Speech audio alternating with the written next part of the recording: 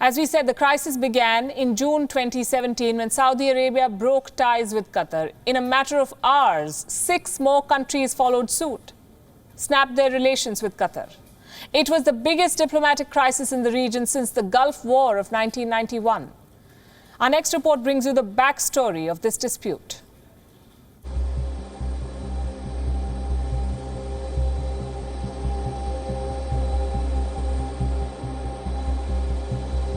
It was a fight that tore the Gulf states apart.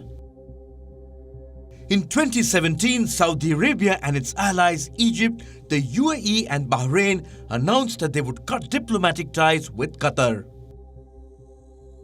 a neighbor who wasn't getting along with Saudi Arabia. What triggered the fight? Qatar's independent and ambitious foreign policy. It was making moves to step out of the shadow of Saudi Arabia. Then the Muslim Brotherhood began to gain ground in Egypt. In 2011, Qatar endorsed it. Saudi Arabia did not like the decision. Riyadh saw the Muslim Brotherhood as a threat to regional stability.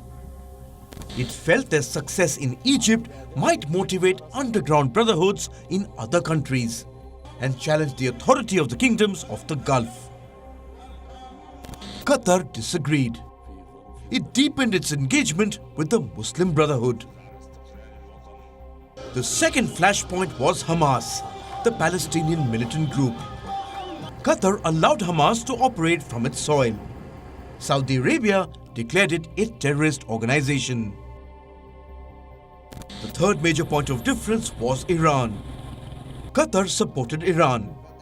The Saudis saw Iran as their arch-enemy. In 2017, the disagreements came to a head. Saudi Arabia and its allies announced a Qatar blockade. Diplomatic ties were cut. Air, land and sea travel to and from Qatar was suspended. Qatar was given 10 days to meet 13 sweeping demands. Qatar made no major concessions. It managed to tide the wave thanks to its gas-fueled wealth. The initial days were a struggle though. Store shelves were going dry and air traffic had come to a halt. Qatar arranged new shipping routes to offset the closure of the border with Saudi Arabia.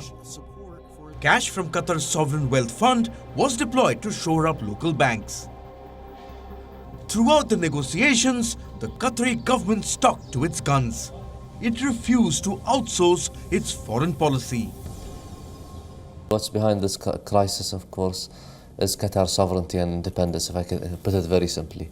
It is about our foreign policy and about outsourcing our foreign policy, so that decisions are not made in Qatar, and that's something that will never be acceptable.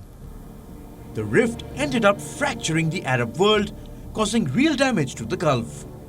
Trade and commerce fell apart in the region. Thousands of people had to rush back to their homes overnight to return to Qatar. Some families were unable to see their relatives on the other side of the divide. The truce is a much-needed reset, but the deep mistrust still exists. Both sides will have to do more to repair this broken relationship. Bureau Report, WION World is One. WION is now available in your country. Download the app now and get all the news on the move.